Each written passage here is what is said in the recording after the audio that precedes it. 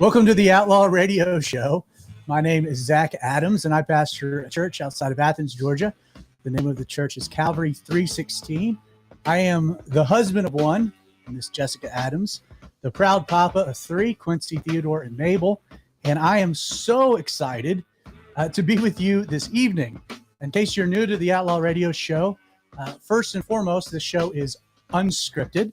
I have no idea what we'll be talking about tonight, but I guess I got a good hankering as to the subject matter. The show is also designed to be interactive. Yes, every episode of the Outlaw Radio Show is podcasted. So it gets recorded, edited, produced, and podcasted, released on our podcast, which is available on Apple, Google, Spotify, really whatever podcasting platforms you prefer or use.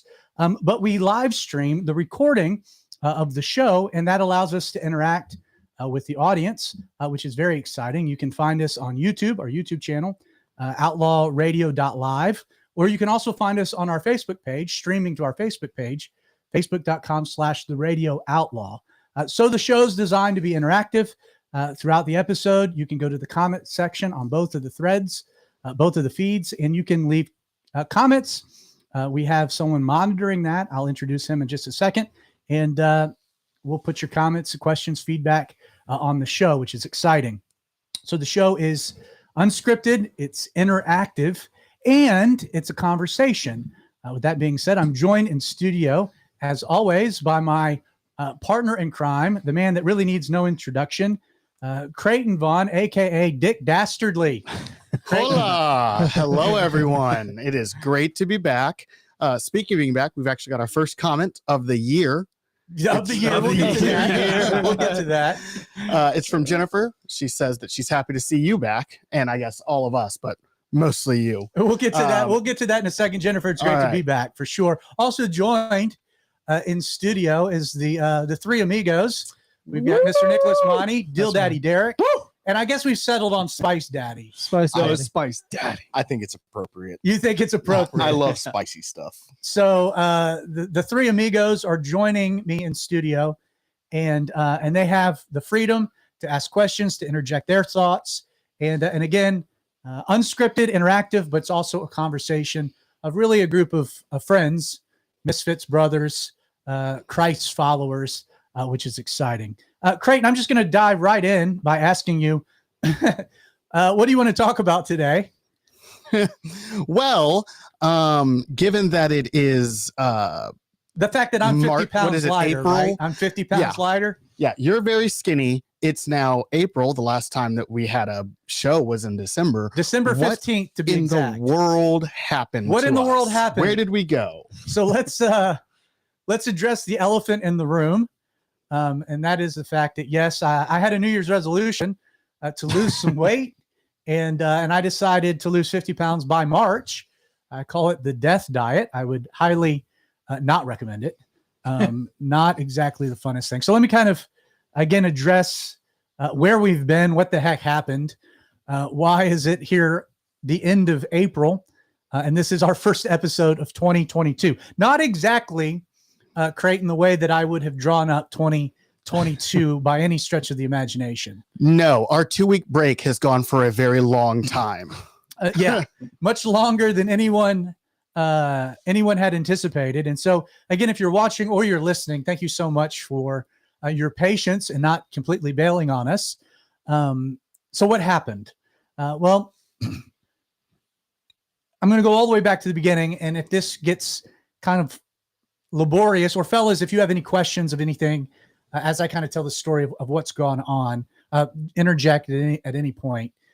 So December 16th, the 15th, which was the Wednesday, was the last kind of our Christmas episode of the Outlaw radio show. I taught at Calvary 316 that Sunday, the 19th. And matter of fact, I finished teaching through the Sermon on the Mount, been doing a series through the Gospel of Matthew titled King Jesus. So I finished the Sermon on the Mount. And then right after church, Jessica, the kids, and I picked up my mom and dad. We drove to Kentucky, met the rest of my family, my brothers and my sister, my grandmother actually flew in from Oregon. We went to the Ark exhibit. So we did the Creation Museum, which was incredible. And then we took all the kids to the Ark Encounter, which was also amazing. Kind of rented out a whole floor of a hotel. Had a great family trip, Christmas trip. Well, we left Sunday. We drove back Wednesday. Thursday, which was the 23rd of December, I immediately went into the office to get ready for Christmas Eve. While I was working, while I was prepping for my Bible study, about middle of the day, I got cold. Again, it was cold outside. I didn't really think much of it. Made myself a cup of tea. Just couldn't shake the cold, though. Just couldn't warm up. Went in, took a shower. That didn't help. Was going to meet Jess and the kids for dinner that night. I called Jess and said, honey, I'm coming down with something. I don't feel 100%. I feel off. So I'm going to skip out on dinner. I'm going to bundle up. I'm going to crawl into bed. I'm going to sleep this off. So I'm good. I'm good for Christmas Eve. Well, I woke up Christmas Eve, which was Friday, running a fever. And because of our protocols at the church, I called the guys and said, fellas, I'm running a fever. I can't be at church tonight. You guys are going to have to kind of man the ship without me, which they did. And later that day, I was actually feeling much better. But at the same time, because I had a fever, it was prudent to stay home. Woke up Christmas morning, felt terrible, felt absolutely terrible. Took all the strength within me to just do Christmas with the kids. As soon as they were done opening the gifts, I went back to bed. was kind of up and down for the next couple days. Tuesday rolled around, was not feeling good. Finally, I need to go to the doctor. I'm not a doctor person. I don't have anything against doctors. It's not some like moral position. I just don't like going to the doctor. And really, for the first 38 years of my life, I've not really had much of a reason to go to the doctor. Don't have any blood pressure or underlying medical conditions, relatively very healthy. No issues, no reason to go to the doctor, never been hospitalized. But I was feeling so bad, so rotten. And then with COVID going around, it was like, okay, I need to go to the doctor. I actually went to the emergency room. I don't know if you knew this, Creighton, but I went to the emergency room and told Jessica to go in and see if I could just go there, because I didn't have a doctor. So it's like, let's just go to the ER. So she went in, came back out, and was like, you have to go in. They're not going to let me do it for you.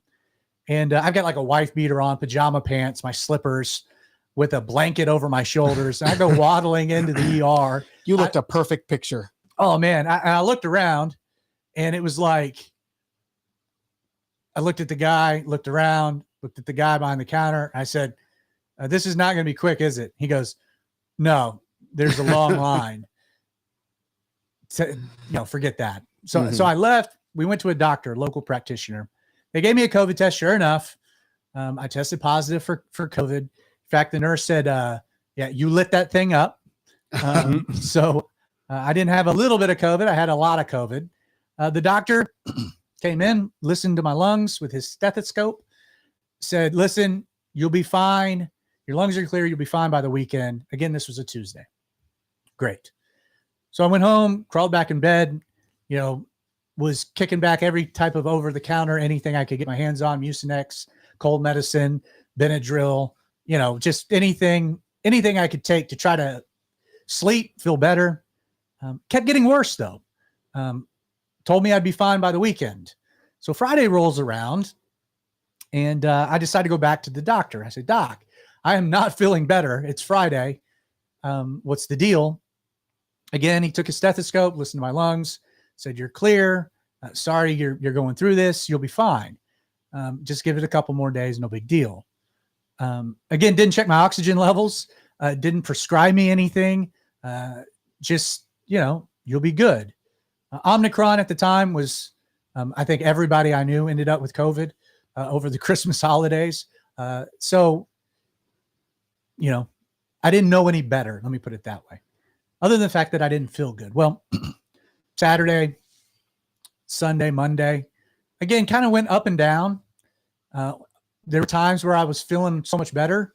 And then there were times that I was just out cold. Jessica, at the time, my wife, also had COVID. She was curled up on the couch.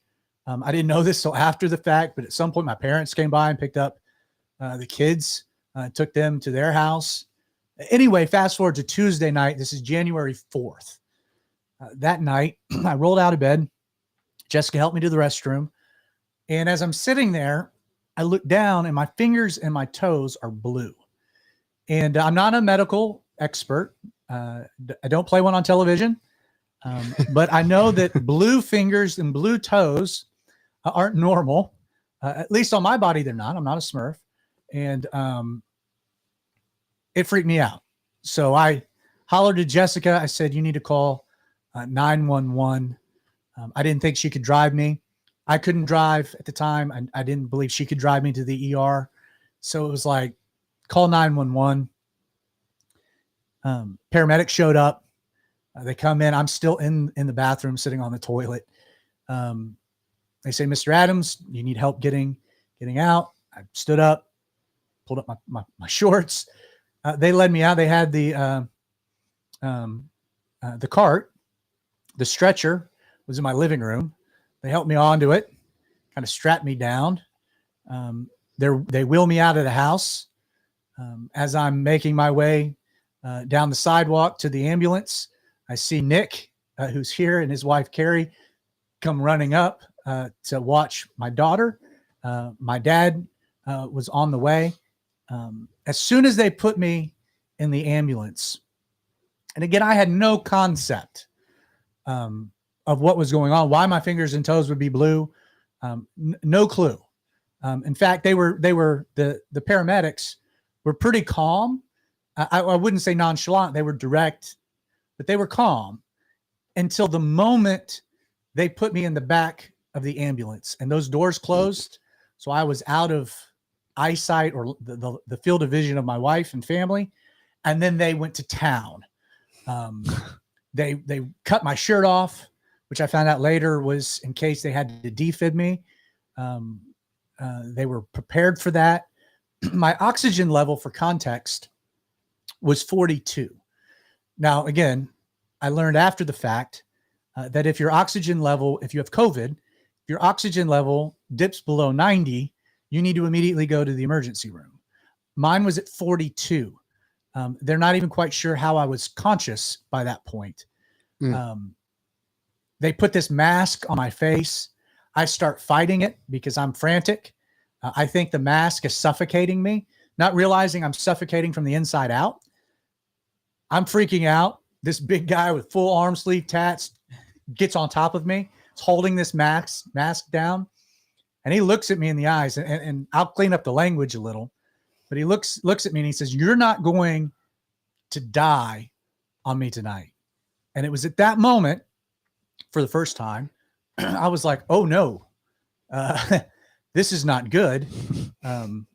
Blue fingers and toes were an indicator that I am not in a good situation here.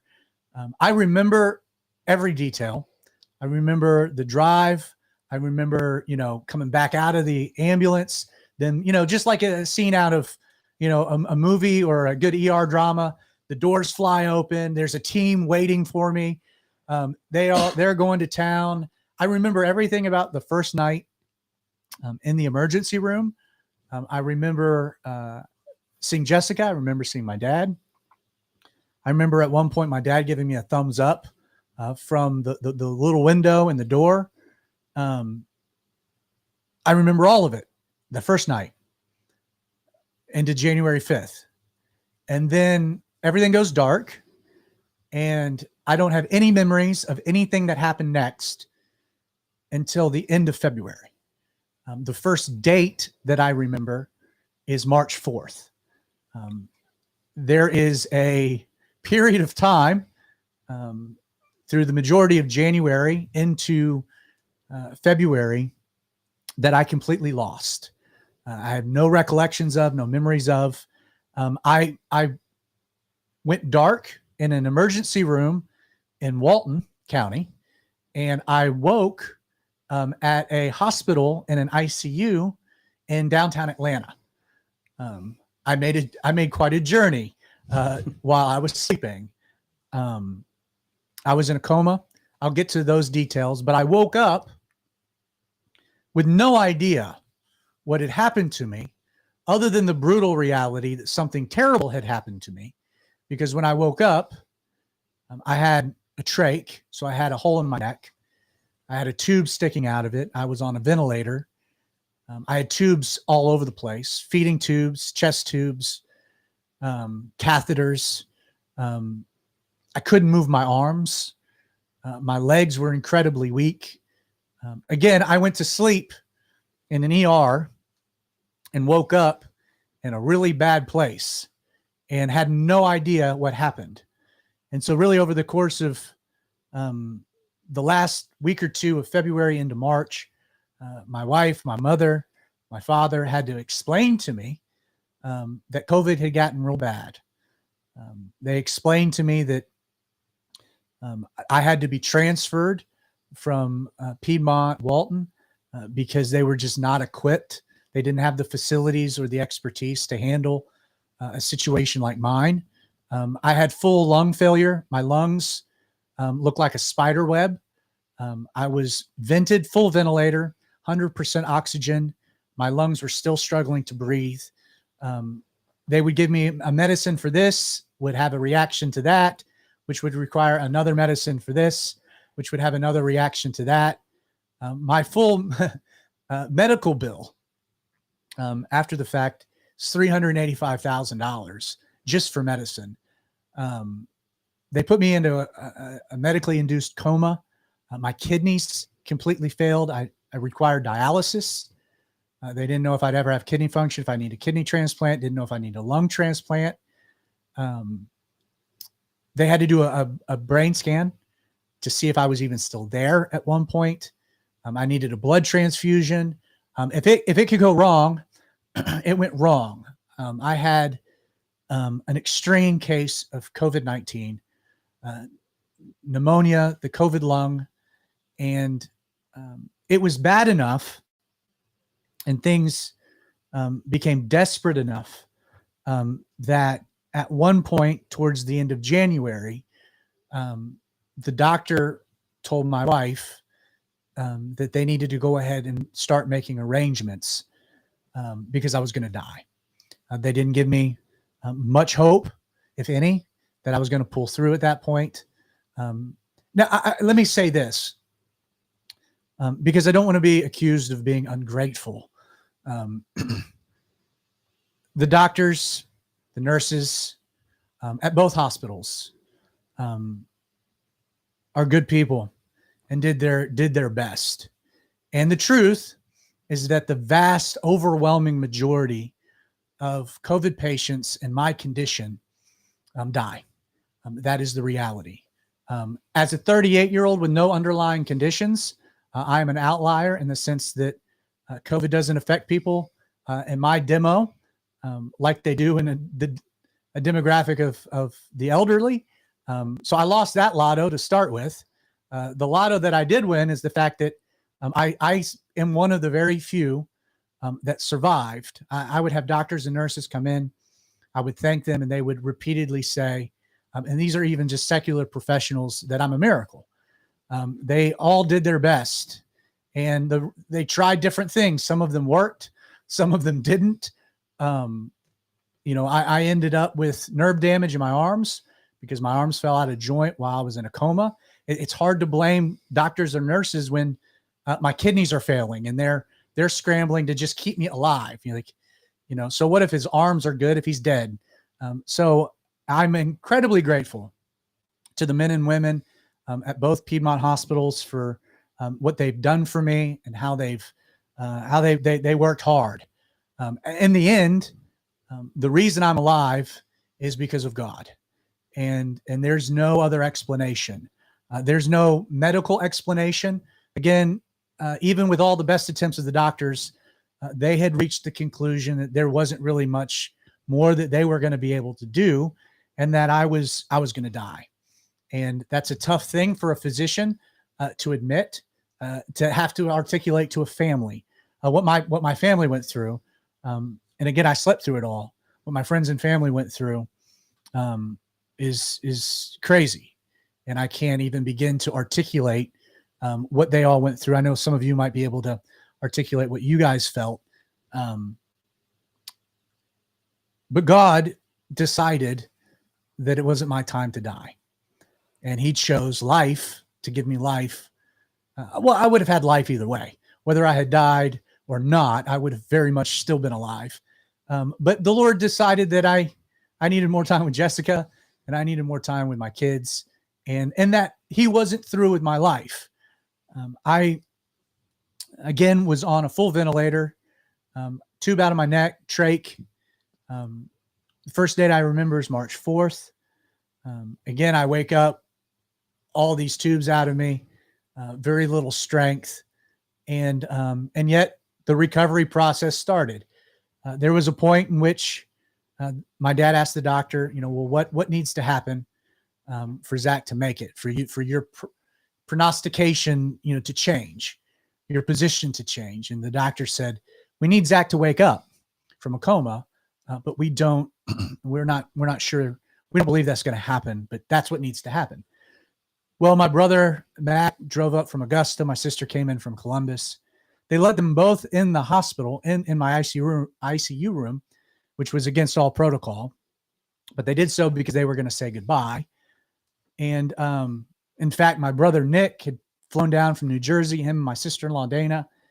They had visited me. My brother told me after the fact that when they flew home, he thought he had said goodbye to his big brother, that he'd never see me again. And that's such a heavy thing to think about, to imagine.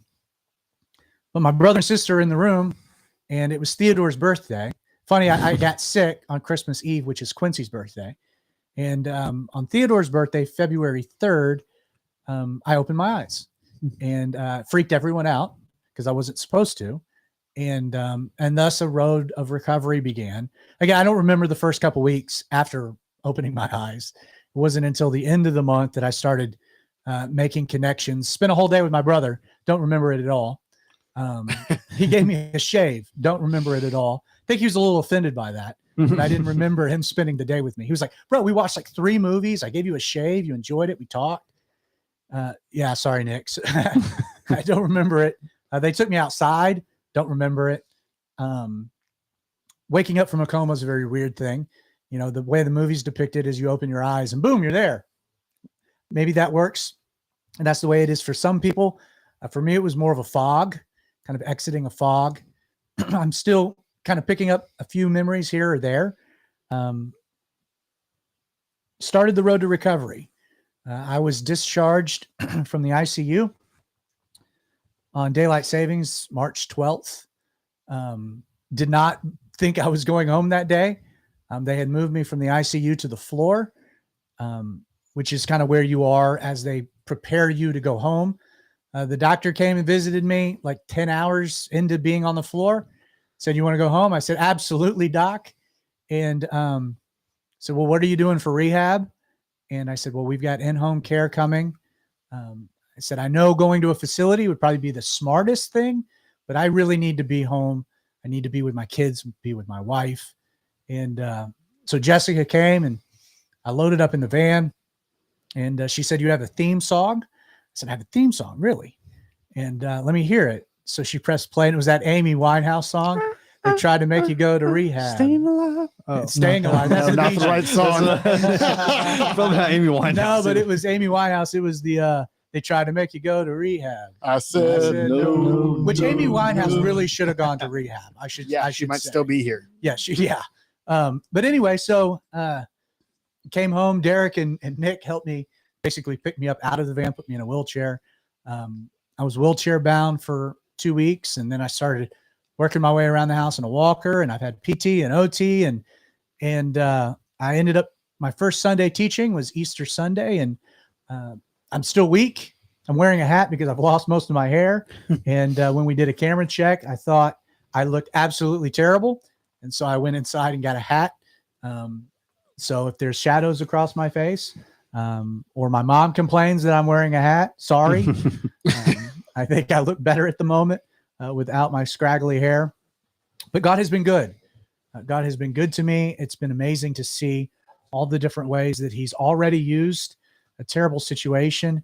And so again, the reason why here it is, April 27th, and this is the first episode of the Outlaw radio show, is really until this past week, I couldn't physically walk into the studio and sit here. Like even moving the mic, I can't, like my arms are all jello. But here we are, and we're back, and God is good. My situation has been very difficult, but I'm alive. And I should say this was kind of the core emphasis of my Easter message, is that if you're alive, not just physically, but spiritually, if Jesus has made you alive, there's a reason. And if you're alive here on earth, there's a reason. Jesus holds life and death in his hands. And Lazarus, he allowed Lazarus to lay in a tomb for 4 days to prove that point, that he controls life and death, that he holds our destiny in his hands. And for me, the Lord decided that I needed more time here, that he still had a plan and a purpose for me. That was the same reality as it was middle of December. God's plan for me has not changed, but I did go through a storm to be reminded that he does have a plan, and to appreciate so much. So I just want you to know that if you're listening, if you're watching, and you're going through something, maybe it's COVID, maybe it's a different illness, and maybe your outlook is bleak, and there's no rational explanation or reason. The outlook looks pretty sure. God is in control. And for my wife, and I can speak for her in this regard, every time that she would get bad news and they would say this, that, or the other about what the medicine said, what the science said, she said, that's true, but God, there is a God, and he holds all things in his hands. And if it's my time to go, it's my time to go. If it's not, it doesn't matter what the doctors say because he's in control. And I'm a walking testimony of that. And I'm very thankful to be alive. I'm thankful for those that listen. And I'm excited about this next season of the Outlaw Radio Show.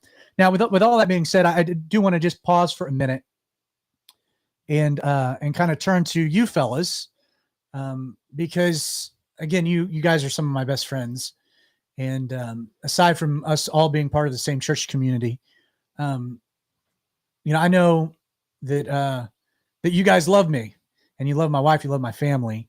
You have any questions or anything that you guys want to kind of throw in here to maybe direct the conversation a different direction? Let me kick it to you guys. More of a, oh yeah, you go.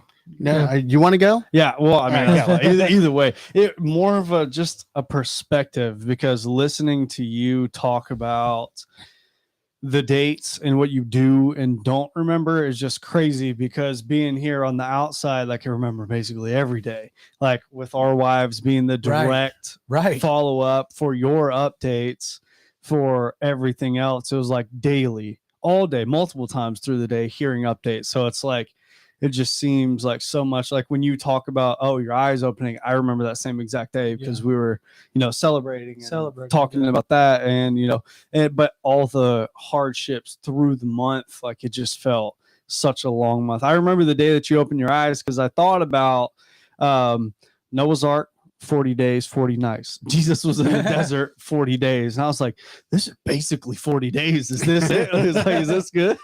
And no, just the perspective on that, listening to I'm glad you it wasn't talk, 40 years. Yeah, exactly. Yeah, sure. Like, no, but hearing it's just interesting to hear what you do and don't remember versus like, no, we were here the whole time. We remember every single update for those like specific days, being able to like going through the dialysis and doing all that. It's just, it's crazy to hear. Well, I think that's one of the, that's been one of the unique challenges to the whole situation is, it's impossible for me to articulate what I went through and how I feel about it. And again, if you haven't been through a situation like it, you might be able to understand kind of from an intellectual standpoint, but it's just impossible to know what I've been through unless you've been there. And as a matter of fact, there's a lady, her name's Anne, who goes to my father's church, and Jessica and I and the kids went to Calvary Chapel Stone Mountain for Good Friday. And I needed to say hello to some people. That church prayed for me diligently and have supported me and supported my parents through this whole nightmare. But I saw Ann walk in, and Ann in the fall of last year had gotten COVID, and our situations are a little different. The similarity is that they had not given her much of a chance to survive either. And, she had a trach, and she, had the atrophy and coma, and, she went through it, and she's, struggled with the rehab and getting home. But I saw her and immediately got out of my wheelchair and hobbled over and just embraced her, gimp arm and all. I threw my arm around her and just without even saying a word, cried.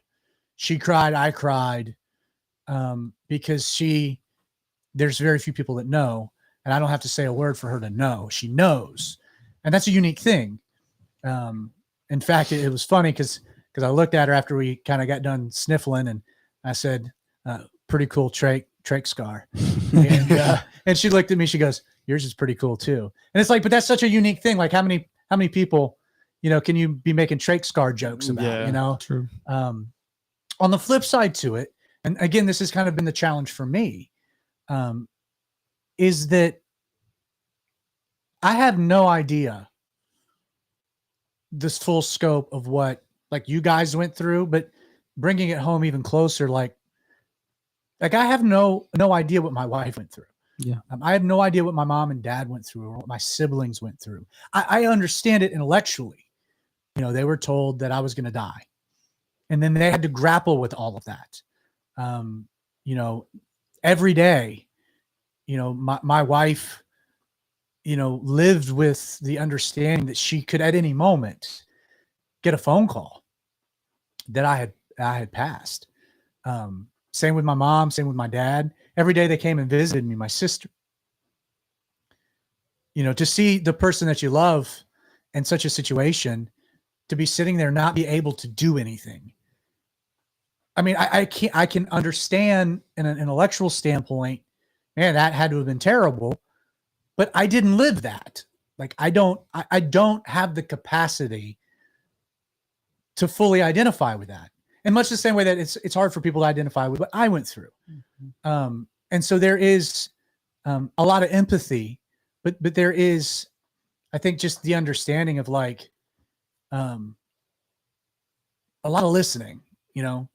My dad, and I don't want to get too far into this, but he chronicled kind of everything and then collected pictures. And I got pictures from my brother and my sister and from Jessica. And he created this whole keynote documenting my journey. And he wants me to see the thing so that I'll have a better understanding of what happened to me. There's a huge part of me that doesn't want to know. Like there is something merciful about the fact that, I woke up and had to have some questions answered as to, you know, why do I have a tube sticking out of my neck? Why can't I not talk? When you have a trach, you can't talk. And I'm a talker. It's what I do for a living. Really? Yeah, I'm a talker. Which at some point remind me about that, because I do have a few things to share about talking. But it's like, you know, I slept through it. To see pictures of myself in terrible condition. I don't want to see the big needle sticking out of my neck for a transfusion or the dialysis. You know, I don't want to see Zach when he swelled up like a balloon and they were worried his stomach was going to pop, or his hands were like the Michelin Man. Or when I broke out with had a reaction, they think, to something, and I had this terrible rash all over my body. And my wife said that seeing that, she was actually glad I was in a coma, because it looked just incredibly painful. I don't remember any of it. I don't remember the pain of it. You know, memories of the things that I did go through are enough. The things that I didn't, and again, I'll never fully understand what other people went through, because I haven't been through that. And I'm going to be honest with you guys. I hope I never go through that with y'all. I don't want to do that. So perspective, it's weird. I went to sleep one day, woke up 2.5 months later, for all points and purposes. And even as of right now, Jess and I were talking about it last night. I've spent more of 2022 in an ICU bed than I have at home. And I can't wait for that to change. But I'm still trying to figure things out. There's not a day that goes by that I don't look in the mirror and think to myself, what happened? How did I get here? You know, perspective is that is a challenge. Any questions? Justin, I know coming in here, you were like, I've got a bunch. Yeah. Other than just the funny ones, like what was heaven like? What was heaven like? Writing the book kind of thing. Well, that's funny because you know, there was the kid that did the 90 seconds in heaven. I've joked that I was going to write the book 2.5 months in heaven. I did not go to heaven, but if I did write the book, chapter 1, your dog is not there. Chapter 2, Peter's a jerk.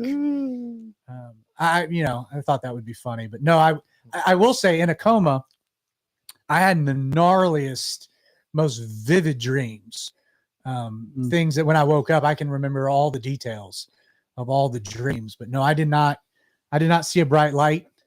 I did not go to heaven. I did not go to hell, which was a very encouraging thing as well.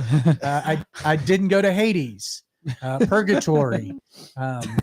I just took a really long nap, and I'm thankful I woke up from it. But any serious questions? Yeah. So on Easter Sunday is one of your best sermons. If anybody out there hasn't listened to it, you should definitely go back. Creighton, where can you find it? C316.tv, as well as on Calvary316.tv, as well as on Facebook.com/Calvary316. Like Sweet. we have it everywhere. So there's several places, or you can just ask for the sermon video on this thread, and maybe we'll add a link or something. It was super encouraging, and one thing you touched on though is I think you said one of the first questions you had was, is the church still there? Right. Yeah. And looking back on it, we 2 months or more we were without a pastor, more or less, but like people stepped up and we didn't fail, we grew, I think. And you touched on, he's like, what a good indication of what God's doing and not what. Amen. Let me speak to that real quick. I'm so glad you brought that up. Again, don't let me forget about the voice thing. One of you. Mm-hmm. Yeah. I got a question. So, I made this comment, really didn't have anything to do with the Easter message, but I said it before I got into the text, is that, I really believe that the easiest way to differentiate or to tell whether a ministry or a church is a work of a man or a work of God, the easiest way is just remove the man and see what happens. And then I can give example after example of that happening and the ministry folding down pretty quickly. What's so encouraging is that I was and am still the only employee at Calvary 316. I am the only paid employee, full-time employee, and God has blessed us with a wonderful army of volunteers, some wonderful men and women that serve the Lord faithfully every week. But, as far as the planning and the organization, and that's what I'm paid to do. And I was not, things happen so fast that I didn't have any opportunity to make any arrangements. It wasn't as though that it was like, well, hey guys, next week I'm going in for surgery. Let me make some plans.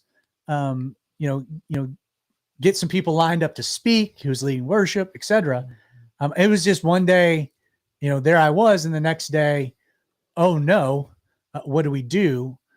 And I did, when I woke up and finally kind of got cognitive, I called one of our elders, a man named Larry, and I was like, hey Larry, is the church still there?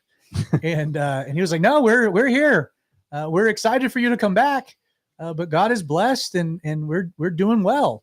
And even coming back, the church has been so gracious to give me time to focus on getting stronger and healthier. But so many people in the church just stepped up and took on roles. And I was actually talking to Larry yesterday about, there are storms of correction, where a church community goes through a real hardship. And it's sometimes to, the fire gets heated up so that the dross can be removed, or, the tree gets pruned and that hurts. There are times where, you kind of take a step back to take the steps forward. This was a storm, not of correction, but one of stretching for growth. And, the Lord took me out, removed me from it. And I think our church is coming out the other side of it all, so much healthier and so much stronger and just a wonderful place. And that's a testimony. The pastor, you made the comment. I do have to correct you a little bit. You were never without a pastor. The same pastor was still in charge, because it was never been me, and that's Jesus. Jesus pastors our church, and we kind of all take our marching orders. I will add, and again, this is just for those that might be watching or listening. If you don't have a church community, I pray that you don't go through a storm like I did. One of the things that was such a saving grace and a blessing was that God, not just do I have a wonderful family, that was there for me every step along the way. But I have an incredible church family that has been there for me and for my wife, for my kids. And if you don't have that, I'm telling you, you're missing something very valuable. And if you go through a storm, you need it. You guys as wives, Carrie and Kelly, I got to give them a shout out. I mean, they basically moved into my house to help my wife take care of my kids. And, Jess and the boys spent, a couple weeks living with my parents, but when they got back here, they were all up in her business and wouldn't let her be alone, and was there to take the kids to school if need be, or the ballpark if need be. Just powerful, just real radical. So it is neat, Justin, to be part of something that you can kind of take a step back and say, yeah, not about Zach. He took a 4-month vacation, and and we're doing okay. So for sure. It's always cool when you can just be like, look what God did. Look what God did. For sure. But God, see a miracle. How often do you get to see a miracle? That's once this lifetime so far. Let's keep it one. Let's keep it. Well, yeah. Nick, how about you? You're one of my best friends in this whole world, and how's the Lord use this situation in your life? Oh gosh, I don't. Has boosted it, made it stronger for sure. My relationship with Him, and that goes to say that was my question for you. So that's why I always been quiet, because my question might have been like toward the end of topic. My question was, how has this made your personal relationship with God and Jesus? I know, because with me going through it all, it was rough. There was some cursing. There's some nights that I was down on my knees screaming and yelling and stuff like that. And through it all, there were some tough times, but also there were some really, really great times. And that's when you woke up, that's stuff like that. And it shows me that He is real. He does listen. He cares and stuff like that. So it's made me a lot stronger in my faith, for sure. I will answer that. I'll answer that question. It's a great question. I'll answer it at the end. Okay. That's what I figured. Derek, you have any questions? Yes. So back to your point of being a very vocal person, when you woke up on the trach and you couldn't physically speak, what was your inner dialogue like, and how were you able to work through that to get to the point where you're at now? Like, what was those first times not being able to speak? How are you thinking? What were you thinking? Like, he not only speaks with his mouth, he speaks with his hands. Exactly. So not being able to move, not being able to physically speak, but what was your inner dialogue, like your thoughts being able, like, through that time? That's a fascinating question. Let me kind of work backwards. Yeah.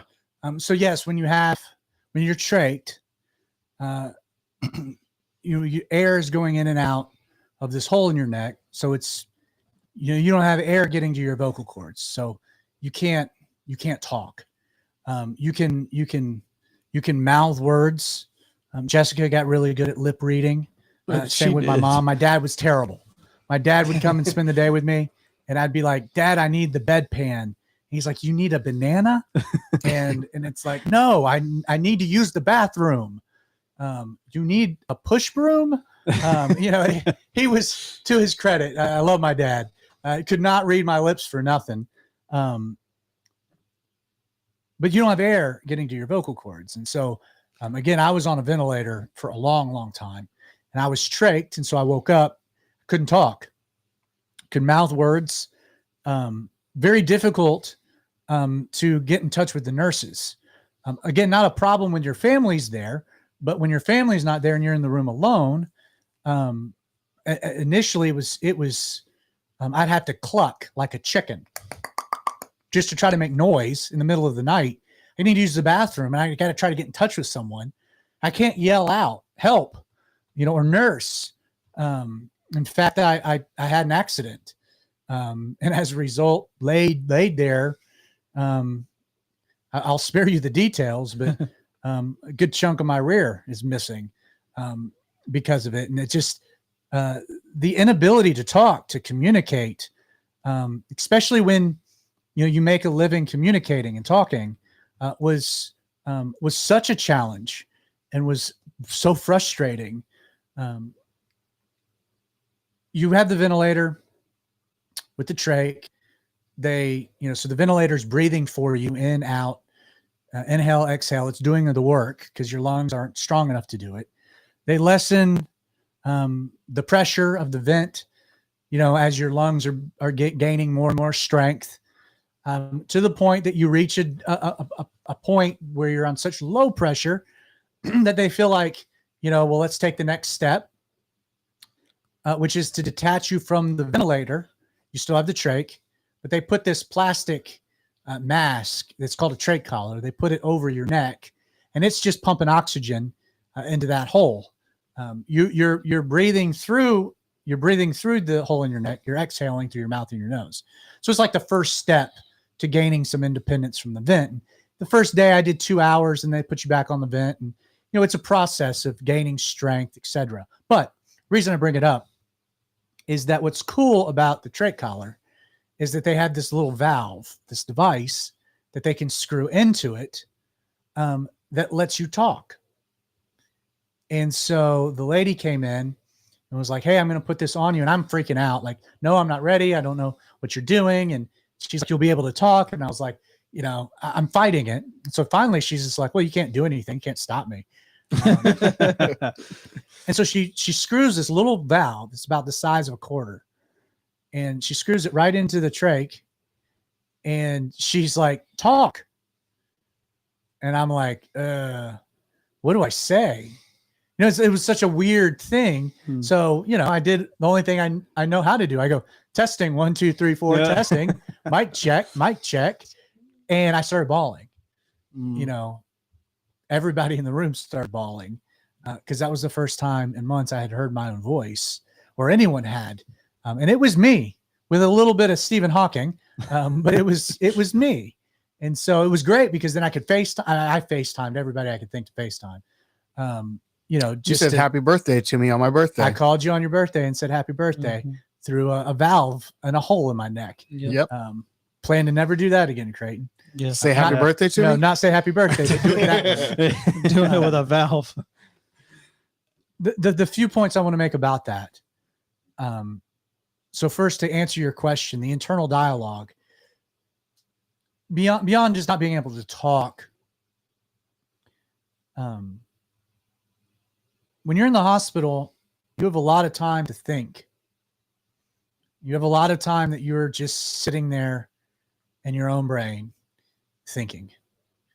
And obviously, so much of my initial thoughts are just trying to wrap my brain around what's happened, and questions would come up, and, you're just trying to process. And then, in the course of that, my first thoughts were what's happened to me. And then the next thoughts are, "Jessica, how are you doing? What's up with the kids? How are they doing in school? Are the boys playing baseball? I was supposed to coach Little League, this spring. And, did Theo get on a team? What's his team's like?" You're trying to just play catch up on everything.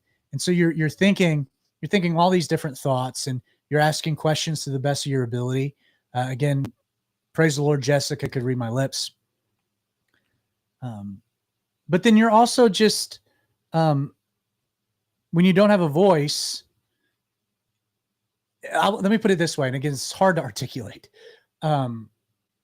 They told my dad. So when I woke up, they told my dad to temper the expectations of the family, that though, okay, I might make it, there was a good chance that I might be on a ventilator for the rest of my life. In fact, they were having conversations about, teaching my wife or my mom how to run a ventilator, that they might send me home with a ventilator, trach care, that type of thing.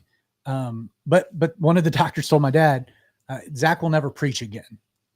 His lungs are so damaged, irreparably damaged, that he'll never have the physical ability to carry on a conversation for a prolonged period of time, yet alone teach a Bible study. How long we've been going? Right. What? Yeah. Yeah.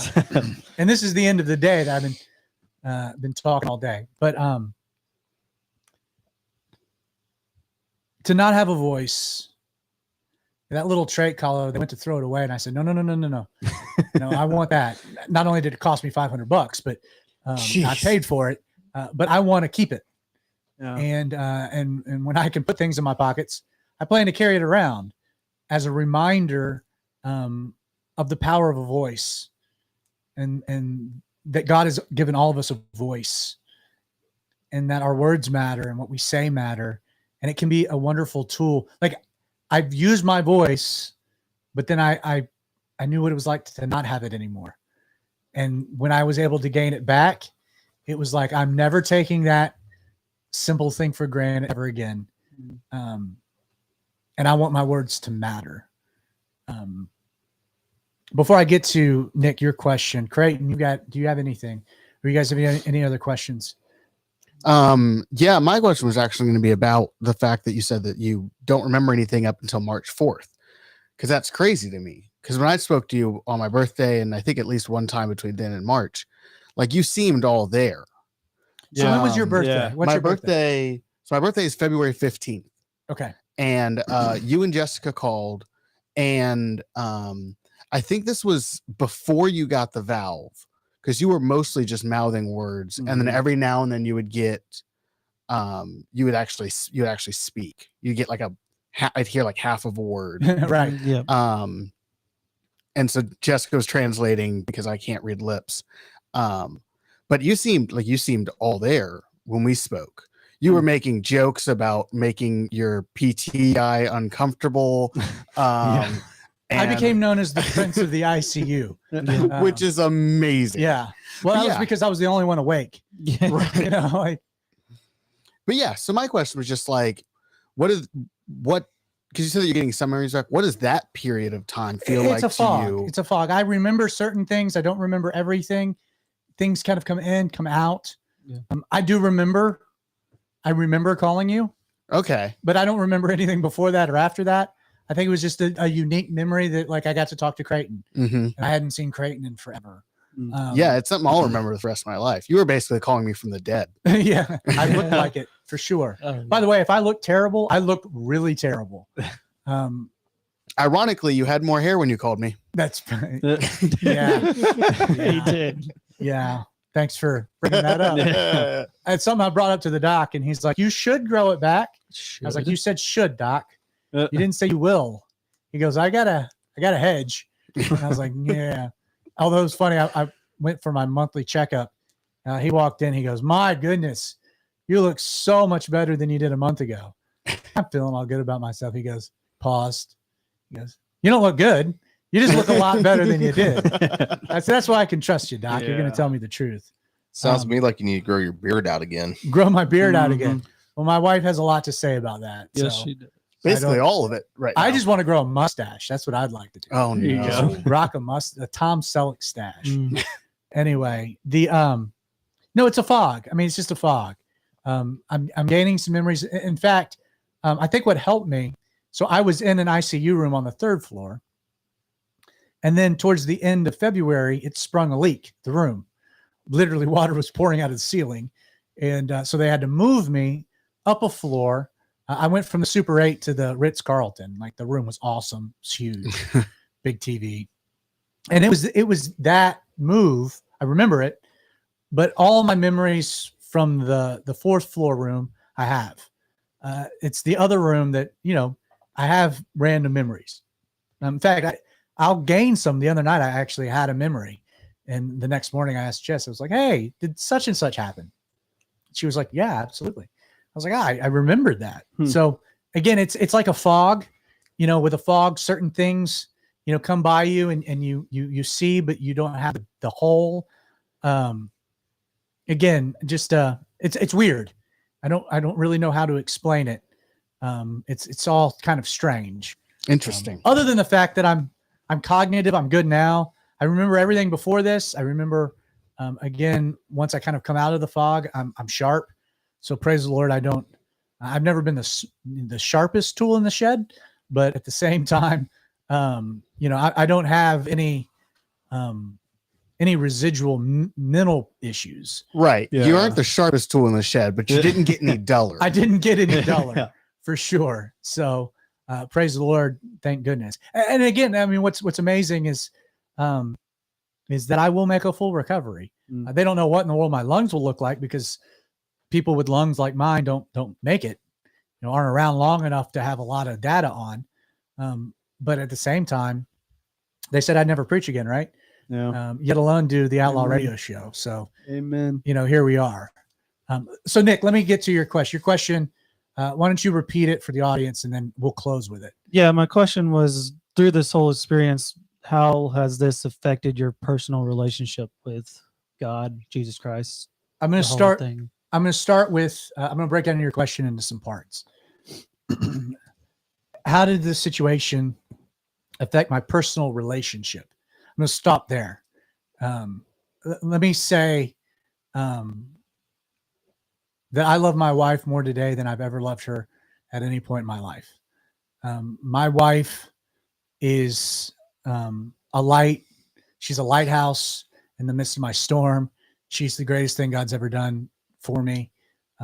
Her strength and her weakness, God's strength, her resilience, her dependency on the Lord.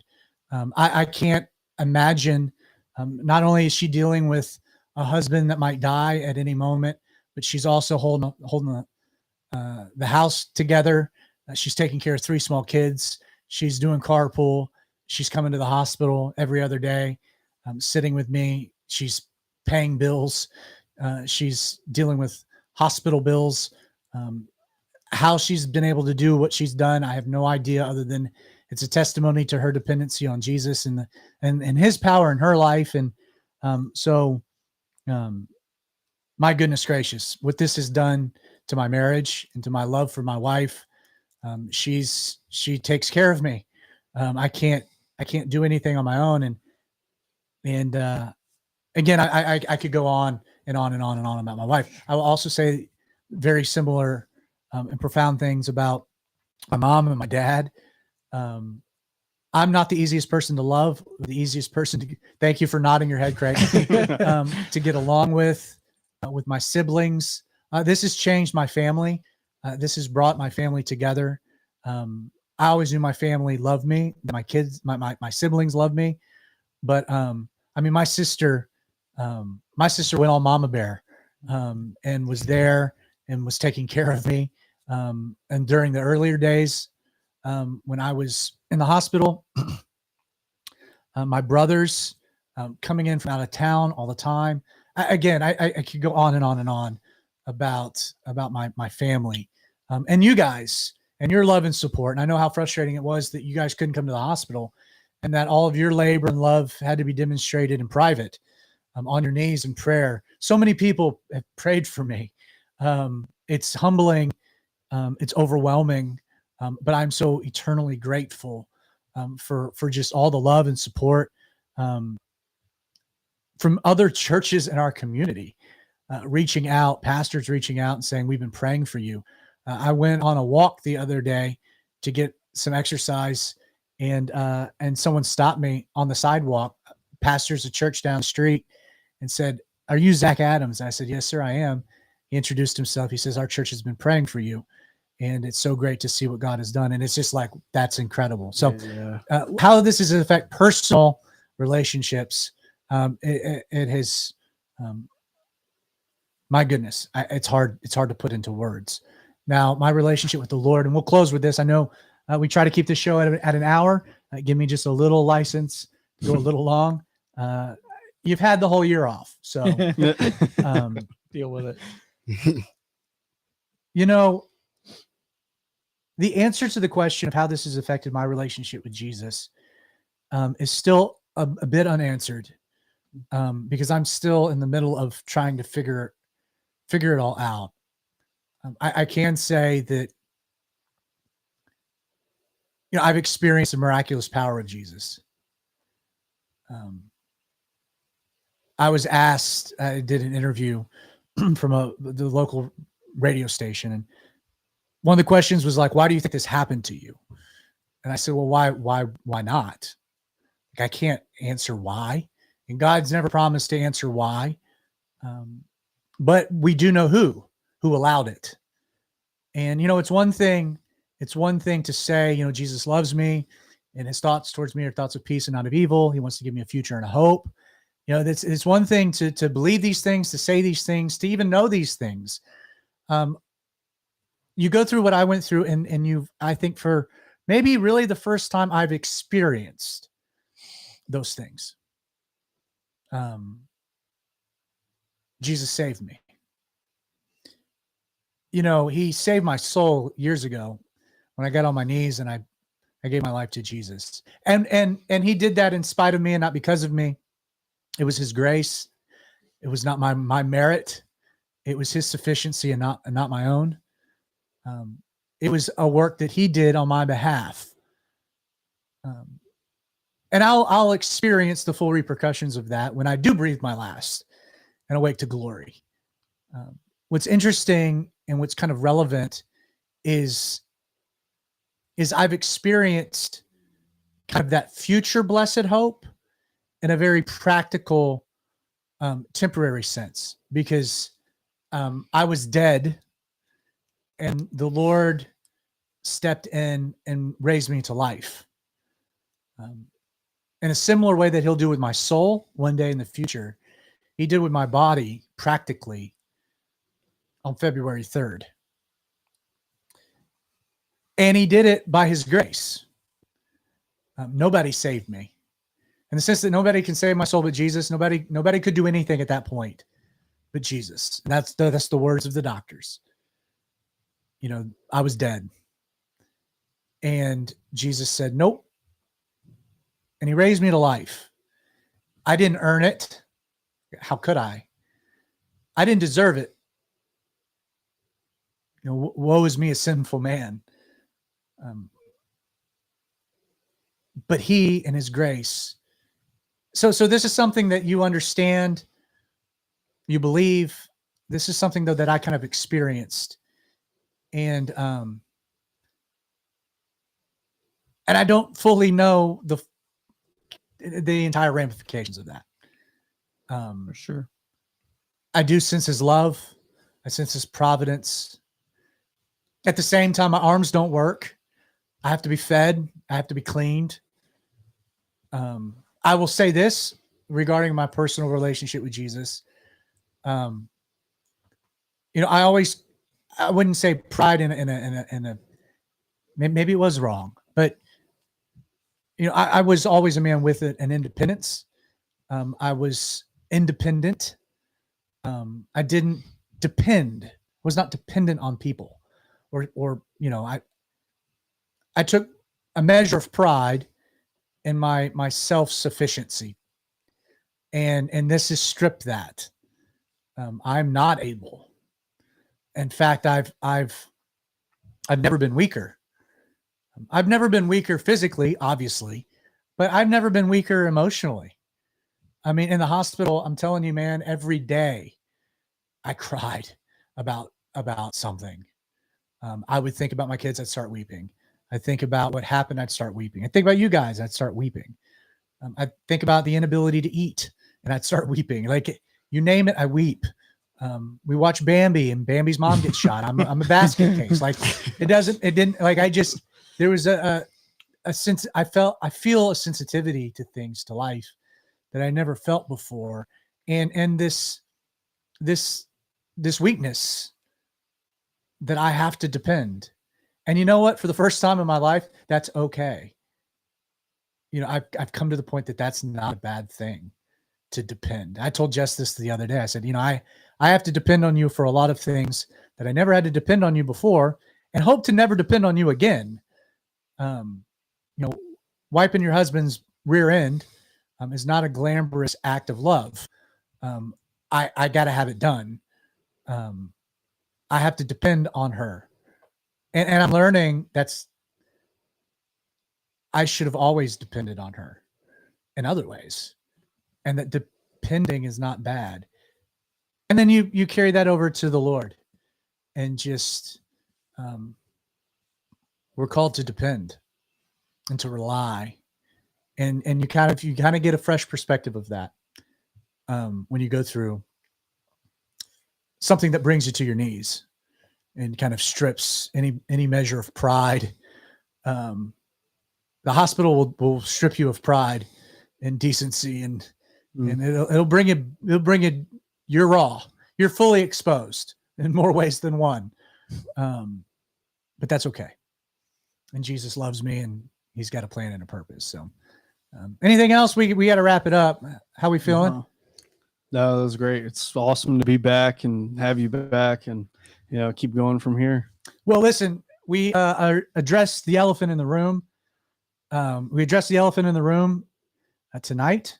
The Outlaw Radio Show will not be every episode about me or about what has happened. We got that out of the way. Next week, we'll be having a Bible study, unscripted. Creighton will throw out a topic. We'll rock. We'll roll. Fellas, again, thank you for being with me. Always. Guys, thank you so much for joining me tonight.